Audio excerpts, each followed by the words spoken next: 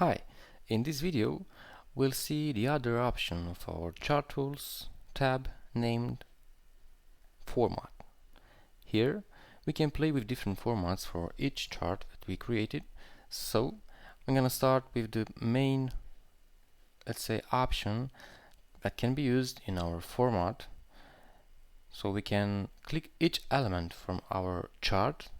For example, axis. We have this vertical axis, and here we go on the Format tab. We have some options given by Excel, like shapes, styles, word art styles, or arrange options. Here we can see the current selection for our element. If we click another element, you see that the title will change. So Excel tells us that we are on the series element. Now we will change to the title, and also the options will change automatically when we select the element of our chart. Now if I click again the axis, you can see that the options, the recommended options, will change. So we can select the colors like shape fill, like outline or effects, and we can also do this going to Home tab and increase size. For example, we get 11, so the numbers are now bigger.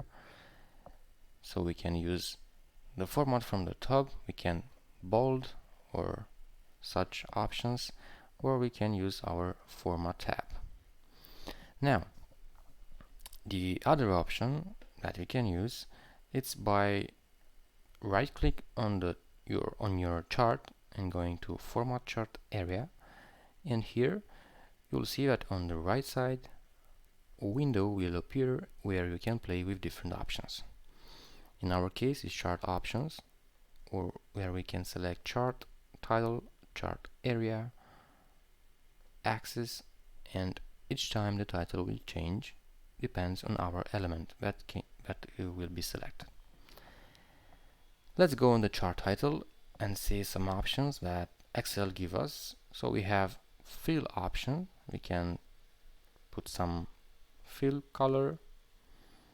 So also we can add some line on the border type with colors and transparency percentage. And then we have here some effects. We can give shadow, glow, or other effects. And here are some size and properties, if you want on the center, on the bottom, middle, or top center. Also the text direction can be changed from the size and properties tab. And now what is very easy, it's that every time you change the element, the options from the right menu will change. Now I'm going to number, and here we have another option like axis options, where you can insert minimum or maximum values. You can play also with some units, billions, thousands, or different levels. Also you can insert labels and play with different number formats. When you go to data series, you can change the colors, the line, the fill, so you can insert the effects.